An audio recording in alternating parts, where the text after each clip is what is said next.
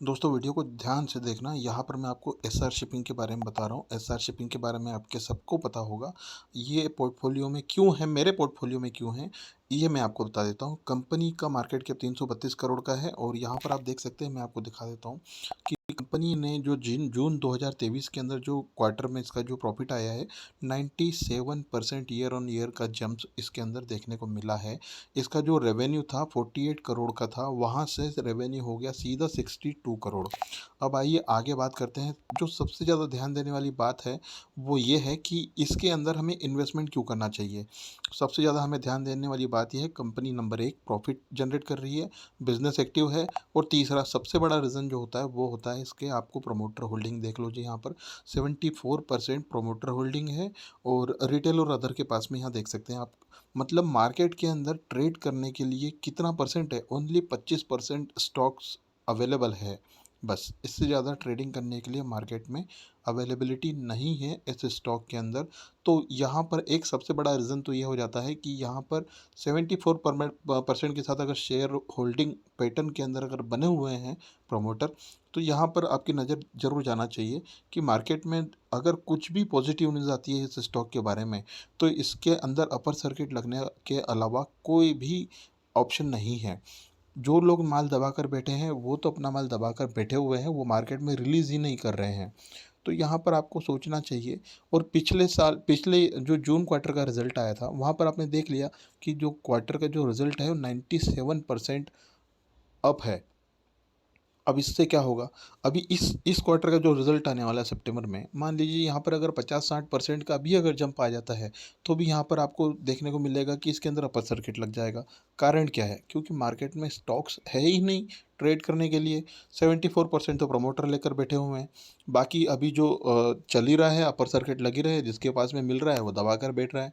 तो कुल मिलाकर शिपिंग बिजनेस है। शिपिंग बिजनेस मतलब इंडिया के अंदर ग्रोइंग बिजनेस है। हमारा इंडिया तीन तरफ से समंदर से घिरा हुआ है। तो यहाँ पर शिपिंग बिज़नेस में आने वाले समय में ग्रोथ भी देखने को मिलेगी और अपॉर्चुनिटी भी रहेगी। अभी शिपिंग बिज़नेस के अंदर आप देखोगे कि एसआर शिपिंग ही इस कंडीशन में है जो 15-16 रुपए के आसपास में ट्रेड कर रहा है। बाकी दूसरी कोई भी आप शिपिंग कंपनियाँ उठा के देख लो, सब 200, 300, 400, 500, 600 के ऊपर ही ट्रेड कर रही हैं। मतलब अब सबसे अगर कम अगर देखा जाए जहाँ पर इन्वेस्टर का ध्यान नहीं गया है, या फिर आपका नहीं गया है, इन्वेस्टर हो सकता है पहले इन्वेस्ट करके बैठे हो इसके अंदर, तो यहाँ पर अभी इन्वेस्टमेंट करने के सुनहरे मौके देखने को मिल रहे हैं, मुझे ऐसा लगता है। आपका कुछ भी हो सकता है। मैं तो इसके अंदर इन्वेस्टमेंट कर रहा हूँ धीरे धीरे। कभी 20 उठा लिए, कभी 30 उठा लिए, कभी 50 उठा लिए। जैसा मेरे पास में पैसा आता है मैं थोड़ा छोटा इसके अंदर अमाउंट डाल देता हूँ। कम से कम इतना पैसा डालता हूँ कि अगर लॉस भी हो जाए तो मुझे दिक्कत ना हो। तो आप मान के चलो कि आप पानी पूरी खा सकते हैं, उतना में आप ये शेयर भी उठा सकते हैं। आप समझिए बात को। जब तक न्यूज़ आएगी कि एसआर शिपिंग में पैसा लगाना है, तब तक ये ऑलरेडी भाग चुका होगा। तो न्यूज़ को पकड़ने का जो सही टाइम होता है ना, वो यही टाइम होता है न्यूज़ आने के पहले का। रिज़ल्ट अभी आया नहीं है। रिज़ल्ट आने से पहले-पहले आपको डिसीज़न लेना है। आपको क्या डिसीज़न लेना है वो आप जानो। मेरा काम था कि मैं आपकी नज़र इसके ऊपर डलवाऊँ, ताकि आप भी देखो कि एसआर शिपिंग में हो क्या सकता है। अभी हमारे यहाँ पर क्या है ना कि शिपिंग बिज़नेस ग्रोइंग है। अभी तक हम दूसरी देशों के ऊपर डिपेंडेंट थे। दूसरे देशों से के जो शिप्स हैं, उनके ऊपर हम लोग अपना जो भी माल लाना ले जाना करते थे। लेकिन अभी पिछले कुछ सालों में हमारे यहाँ की कंपनीज़ अपने आप को ग्रो कर रही हैं, तो एसआर शिपिंग भी उसमें से एक कंपनी है।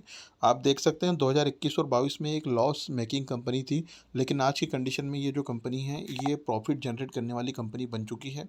तो यहाँ पर आपको ये देखना चाहिए, इसका चार्ट भी आपको कुछ दिखा रहा होगा।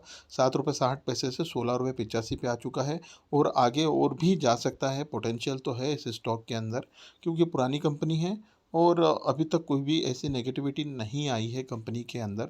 हाँ, इतने नीचे तक आ चुका है तो नेगेटिविटी के कारण ही आया है, लेकिन अब धीरे-धीरे कंपनी ग्रो कर रही है और इसके रेवेन्यू के अंदर भी आपको देखने को मिला होगा। अगर कोई भी कंपनी किसी भी तरीके से बिज़नेस में एक्टिव है, प्रॉफ़िट जनरेट कर रही है, तो वो कंपनी को आपको ये मान कर चलना चाहिए कि पोर्टफ़ोलियो में ऐड करना चाहिए। अगर उसका शेयर प्राइस अगर 14-15 रुपए या इसके नीचे है, तो कुल मिला के आपको रखना चाहिए ऐसे अपने पोर्टफ़ोलियो के अंदर, क्योंकि उसके अंदर है ना क्या होता है ना कि ग्रो करने का चांस होता है और आपका लॉस कम होता है। अब कोई कंपनी अगर 1000 रुपए की है, अगर आप उसको ले लेते हो, तो वो तो 800 भी आ सकता है, 700 भी आ सकता है, आपका लॉस हो सकता है। वहाँ पर आप पैनिक कर सकते हो, वहाँ पर आप उस वहाँ से एग्ज़िट ले सकते हो। लेकिन जो कंपनी 8-10 रुपए की है, अगर वो पैनिक भी करती है तो ज़ीरो हो जाएगा भाई। आपका जो 10 रुपए का स्टॉक है वो ज़ीरो हो जाएगा या वो कंपनी डिलिस्ट हो जाएगी, इससे ज़्यादा क्या होगा। मान लो आपने उसके अंदर 5,000 का इन्वेस्टमेंट करके रखा है और उसके अंदर आपने 200-300 स्टॉक लेके रखे हैं, 5,000 का लॉस होगा ना, ज़िंदगी थोड़ी ना चली जाएगी आपकी। हाँ, लेकिन अगर ये 15 रुपए का 10 रुपए का स्टॉक अगर 500 का हो गया, तो सोचो आपके 5,000 के कितने बन जाएँगे। जो बड़े-बड़े इन्वेस्टर होते हैं वो इसी तरह से पैसे कमाते हैं। राकेश झुनझुनवाला सर ने भी ₹2 ₹3 के स्टॉक्स के अंदर ही बाजी खेली थी और वो करोड़ों में पहुँचे थे। लेकिन आपको ये मैं क्यों बता रहा हूँ? मैं इसलिए बता रहा हूँ क्योंकि मैं खुद पेनी स्टॉक अपने पोर्टफ़ोलियो में रखना पसंद करता हूँ। अब चाहे उनको मेरे को 10 साल तक होल्ड करना पड़े। हाँ, मैं ये नहीं करता कि इंट्राडे करना है या फिर 2 महीने में प्रॉफ़िट लेके निकल जाना, नहीं। मैं फुल टाइम अपनी नौकरी करता हूँ। उस साइड में मैं आपको ये बता रहा हूँ कि मैं पेनी स्टॉक्स में इसलिए ध्यान देता हूँ क्योंकि ये मेरा लॉन्ग टाइम विज़न है। मैं अगर 50 पैसे का शेयर लेके रखता हूँ तो मैं उसको 10 साल के बाद में ही देखूँगा कि इसमें क्या हुआ।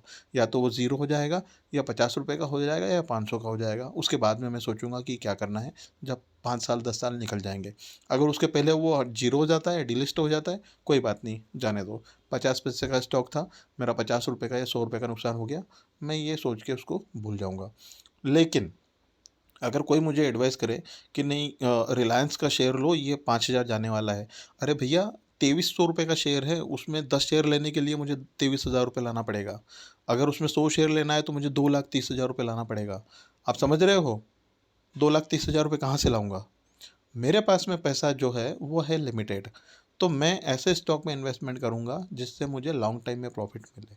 मैं एलआईसी में इन्वेस्टमेंट नहीं करूँगा, मैं पेनी शेयर में इन्वेस्टमेंट करूँगा।